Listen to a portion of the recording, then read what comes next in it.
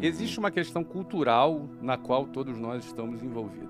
Desde a escola, ensino fundamental, ensino médio, nós entramos num modelo acadêmico, num modelo de ensino, num modelo de escola, preparado para formar operários para as fábricas.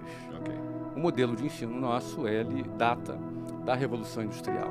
Então aquela coisa da sirene tocando, não é? Aquela coisa do horário do almoço, aquela coisa bem de fábrica. Então é um modelo que forma numa linha de montagem mão de obra para o mercado. E que bom, porque o mercado precisa de mão de obra. Então tá tudo certo.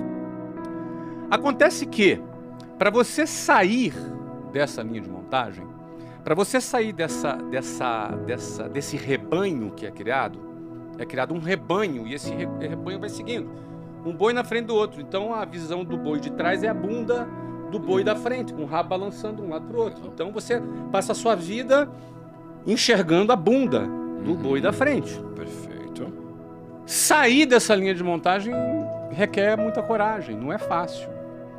Porque, mal ou bem, seguir a boiada dá uma sensação de segurança. Você está todo mundo indo para um lado, você se sente mais seguro indo para o mesmo lado, quando, na verdade, você deveria justamente para o outro lado.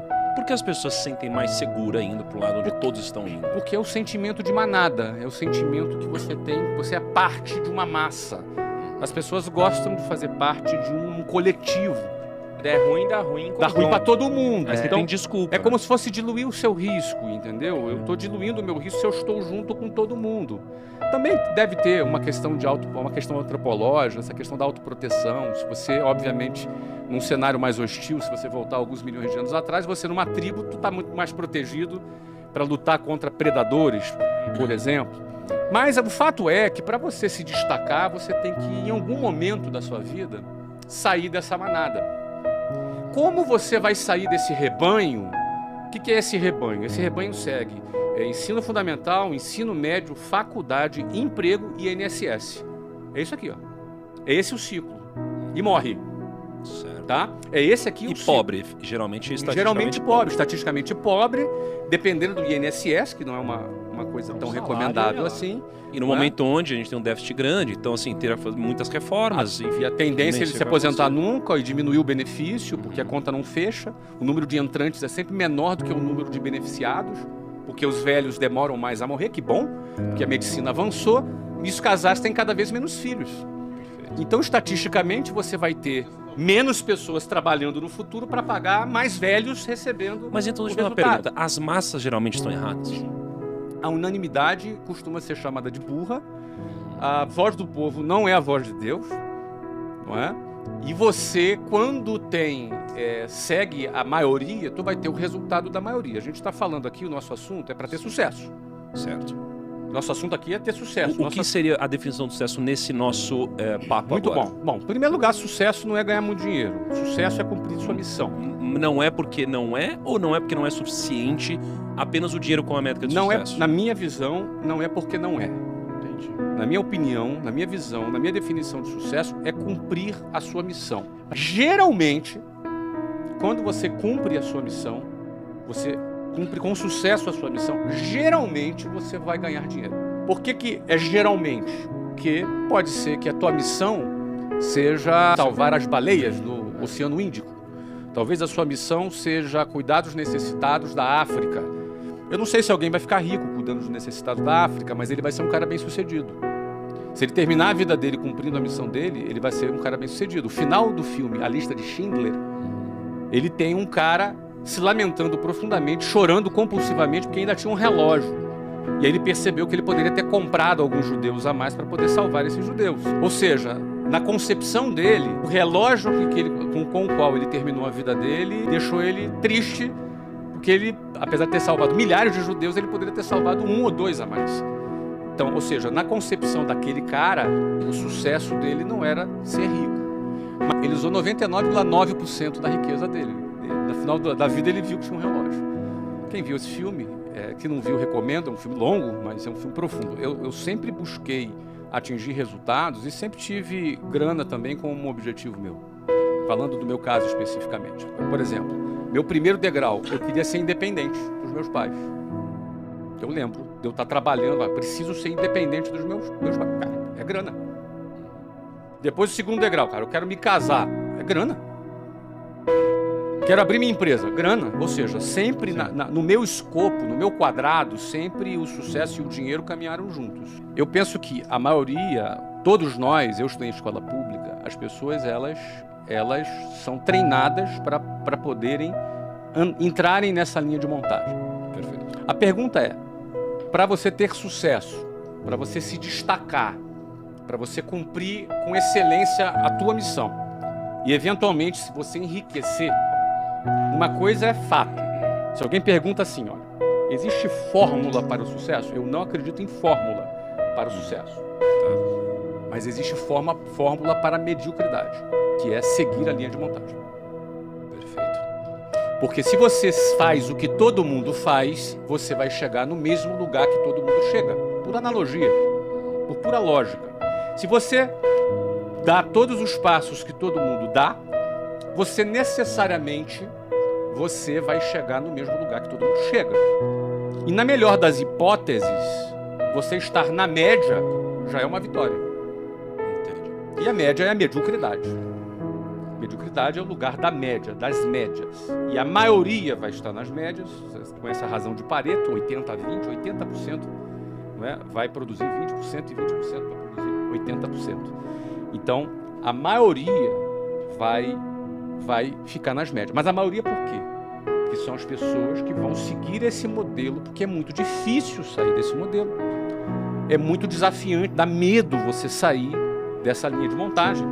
Então o que acontece? A maioria vai. Então, para você necessariamente ser bem-sucedido, se destacar, não ser um a mais nessa multidão, você vai ter que se desprender dessa manada. Aí começam os problemas. O primeiro desafio é a coragem. Aliás, antes da coragem, o primeiro desafio é você não se conformar com a manada. E aí tem uma diferença entre se conformar e ser uma pessoa grata, satisfeita. Porque a gente aprende a agradecer a Deus por tudo. A gente aprende a ser grato. E isso é bom. A gratidão é uma coisa que ajuda a nossa saúde mental. E a gente que começou pobre na vida, aprende a ser grato pelo feijão, arroz e ovo que está comendo. A gente aprende a agradecer e ser grato. Isso é muito saudável. E gratidão está ligada à satisfação. Mas isso não está ligado à conformação. A palavra conformação está ligado à mesma forma. Conforme, a mesma forma.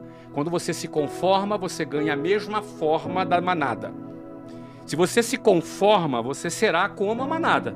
Vai mugir como a manada. Vai andar dentro dela. Mas o primeiro desafio é você olhar para aquilo e falar, eu não quero isso aqui. O primeiro desafio, quem assistiu o filme Formiguinhas, antigão, fala justamente de uma formiguinha que não queria ser como formigueiro. Teve vida de inseto, também tem o mesmo arquétipo. Mesmo arquétipo. Então, o primeiro desafio é você olhar e falar, eu não quero isso aqui. Quem não se conforma, ele pensa assim, eu estou seguindo a manada e eu vou chegar até onde nisso? Eu não vou chegar a lugar algum. Ele consegue pensar um pouco à frente. Eu tinha uma mulher no ônibus que eu pegava, mas o nome dela era Ilka. E a Ilka, ela era a prefeita do meu ônibus. Prefeita do ônibus? Caralho. Funcionava assim. A gente pegava um ônibus no ponto final. É foda. E ela era que organizava tudo. Ela era xerifona, entendeu? Organizava tudo. Natal tinha amigo secreto. No ônibus? No ônibus. Caramba, uma pessoa ou outra fazia aniversário, ela chegava lá, tinha um monte de bolinha dentro do ônibus. Cara. Então, ela tentava transformar aquele ambiente hostil numa coisa mais agradável. Achava bonito o trabalho da Ilka, mas ela há 40 anos pegava aquele ônibus. E eu olhava para a Ilka e me dava um certo desespero, porque eu olhava para ela e falava, eu não quero estar aqui daqui a 40 anos. Eu não quero ser a Ilka. Eu não quero ser a Ilka. Eu não quero estar aqui daqui a 40 anos. Por mais bonito que fosse aquele trabalho, era um trabalho de quem se conformou. Ela ganhou a forma. Eu não quero ganhar essa forma. Você entendeu? Então, tem uma imagem que eu costumo falar, que é quando eu pegava lá um ônibus 5 horas da manhã, e no inverno é de noite no Rio de Janeiro. E como é um pouquinho mais frio do lado de fora e você tem ali 8 pessoas por metro quadrado respirando no mesmo lugar, ficava um bafo que embaçava todos os vidros. Então eu lembro que em situações como essa eu ficava ali de frente para uma janela, do lado de fora escuro, e a gente passava a mão ali no vidro, com aquela baba, né? Aquele vapor d'água ali que era resultado da nossa respiração. A gente passava ali e eu ficava olhando para o meu reflexo no espelho no ônibus. E eu me via naquela situação. E eu me recordo bem de falar, cara, eu vou sair daqui. Eu não quero ficar aqui. Aqui não é o meu lugar. Então, eu acho que o primeiro ponto é você dar um basta para você não se conformar com aquilo. A primeira coisa. Esse é o primeiro ponto. Porque a gente acaba se acostumando na nossa vida e tolerando determinadas coisas.